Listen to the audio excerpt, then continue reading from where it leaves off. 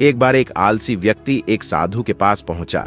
जाकर उनसे कहता है, हे मुनिवर, मैं अपने आलस्य से बहुत चिंतित हूं। आलस्य नामक यह बीमारी दिन ब दिन मेरे शरीर पर हावी होती जा रही है, परंतु मैं कुछ नहीं कर सकता। कृपया मुझे कोई ऐसा उपाय बताएं जिससे मैं अपना आलस्य छोड़ सकूं। मैं मेहनती और खुशहाल जीवन जी सकता हूं।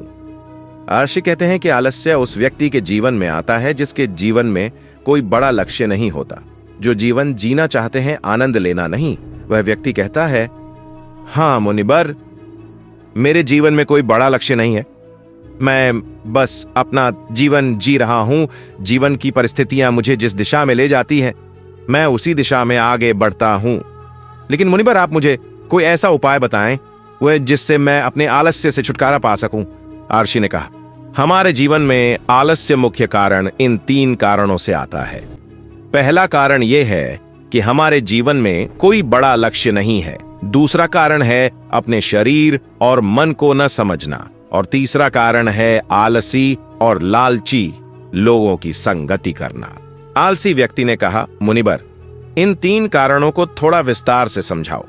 महर्षि कहने लगे, जिस व्यक्ति के जीवन में कोई बड़ा स्पष्ट लक्ष्य नहीं है, उसका आलस्य कभी दूर नहीं हो सकता, क्योंकि एक स्पष्ट लक्ष्य व्यक्ति को सदैव प्रेरित और परिश्रमी बनाए रखता है।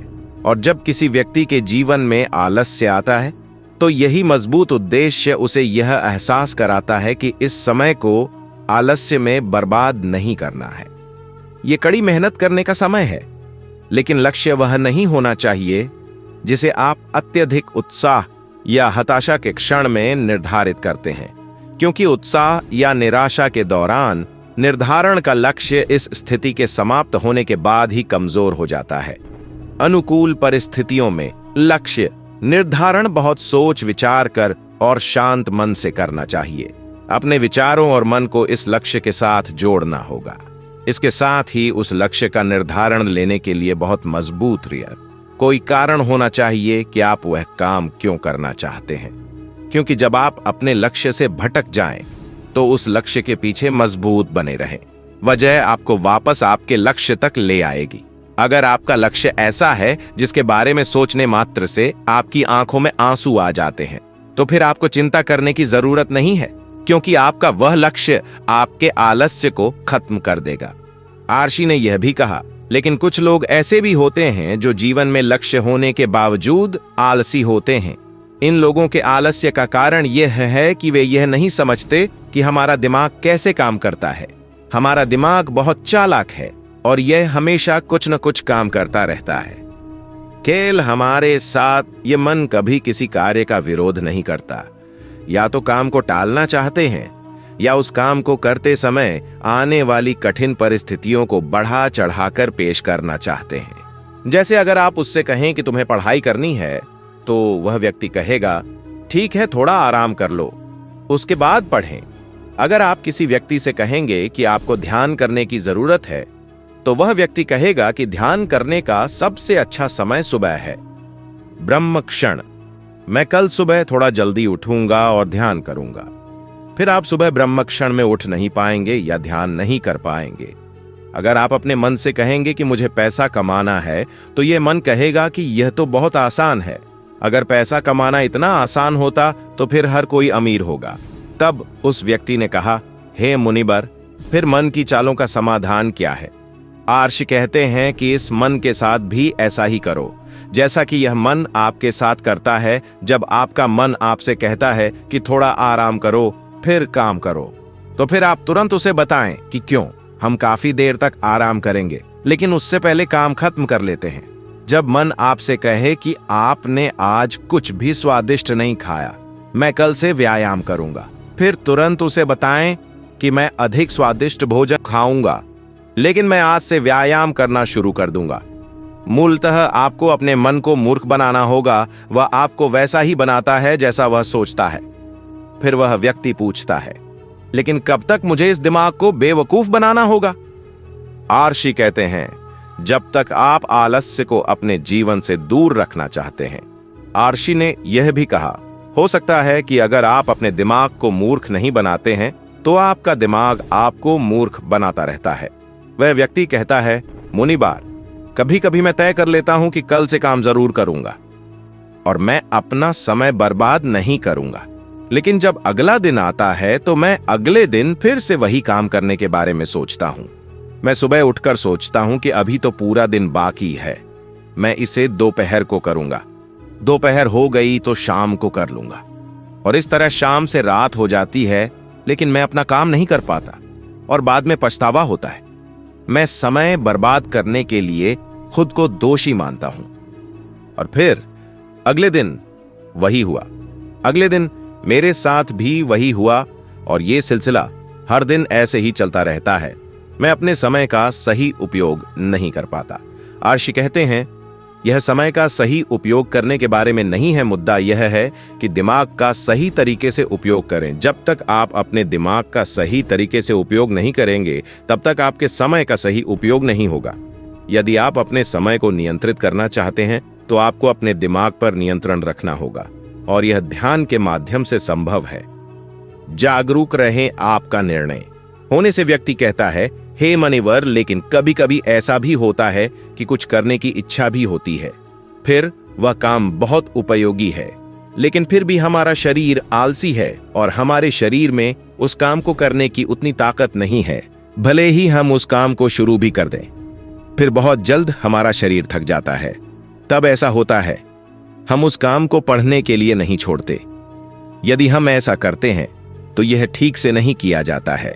याशी ने कहा, तुम अपने मन को मूर्ख बना सकते हो, लेकिन आप अपने शरीर को कैसे मूर्ख बनाते हैं? शरीर ऊर्जा से चलता है और ऊर्जा भोजन से प्राप्त होती है, लेकिन अगर आप ऐसा खाना खाएंगे जिसमें ऊर्जा ही नहीं है, तो आपके शरीर को ऊर्जा कैसे मिलेगी? आपका पूरा दिन आलस से भरा रहेगा। बिना ऊर्जा वाले खाद्य पदार्थ वे खाद्य पदार्थ हैं जिन्हें हम केवल स्वाद के लिए खाते हैं, जिसके सेवन से हमारे शरीर का पूर्ण विकास नहीं हो पाता है। इसलिए आप ऐसा भोजन करें जो आपके शरीर को ऊर्जा दे, न कि आलस्य। वह व्यक्ति कहता है, हे मुनिबर, मुझे समझ में आ गया है कि किस प्रकार का भोजन आलस्य देता है। तीसरा कारण यह है कि बुरी संगति हमें कितना आलसी बना देती है। आर्षि कहते हैं कि किसी भी व्यक्ति के जीवन में सबसे महत्वपूर्ण बात यह है कि वह किस तरह के लोगों के साथ अपना जीवन बिताता है, क्योंकि इंसान सबसे ज्यादा अपने आसपास के माहौल और लोगों से प्रभावित होता है। इसलिए आपके लिए यह याद रखना बहुत जरूरी है कि आपके दोस्त आलसी न हो या उन्हें किसी भी काम को टालने की आदत न हो, क्योंकि अगर ऐसा है तो आज नहीं तो कल आप भी आलसी हो जाएंगे। आप आगे चलकर किसी भी कार्य को करना भी सीख जाएंगे, क्योंकि अच्छी आदतों की तुलना में बुरी आदतें लोगों को अधिक आसानी से आकर्षित करती हैं। फिर लोग धीरे धीरे इसके गुलाम बन जाते हैं। इसलिए आपको अपने आसपास के लोगों के आलसी स्वभाव के प्रति सचेत रहना चाहिए और उन सभी लोगों का साथ छोड़ देना है। यदि आलसी प्रकृति वाले आलसी व्यक्तियों के साथ देते हैं तो आलसी हो जाओगे, यह निश्चय पूर्णतः आपके हाथ में है। इसलिए मेहनती लोगों के साथ रहें, और अगर आपके आसपास ऐसे लोग नहीं हैं तो अकेले रहने की आदत डाल लें।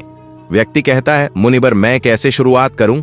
आर्षि कहते हैं, एक निश्चित और स्पष्ट लक्ष्य निर्धारित करके शुरुआत करें, जिसके लिए एक मजबूत कारण होना चाहिए। तो फिर अपने दिमाग को मूर्ख मत बनने दो, उसे मूर्ख बनाओ, क्योंकि जब भी आप इसे बेवकूफ बनाना बंद कर देंगे तो यह आपको बेवकूफ बनाना शुरू कर देगा। फिर आप जो खाते हैं उससे अपने शरीर का ख्याल रखें। कोशिश करें कि ज्यादातर समय हल्का भोजन करें, क्योंकि उस भोजन को पचाने में हमारा शरीर बहुत सारी ऊर्जा बर्बाद करता है। परिणामस्वरूप बाकी काम करने के लिए बहुत कम ऊर्जा बचती है। हम खुद को जीने के लिए आलसी और कमजोर समझते हैं।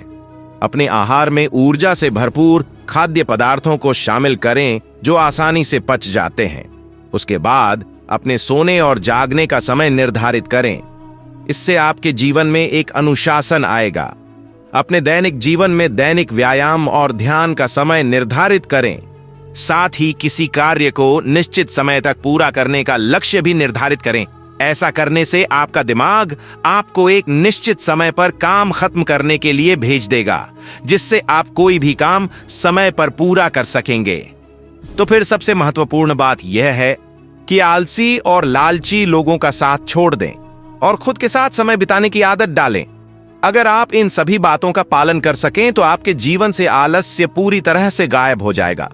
यह सब सुनकर वह व्यक्ति बोला, हे मुनिवर, आलस्य से छुटकारा पाना बहुत आसान है। आर्षि ने कहा, अपने मन के बारे में सोचना इतना आसान है और आपको हमेशा इसके लिए तैयार रहना चाहिए कि यह मन आपके साथ कैसे खेलेगा।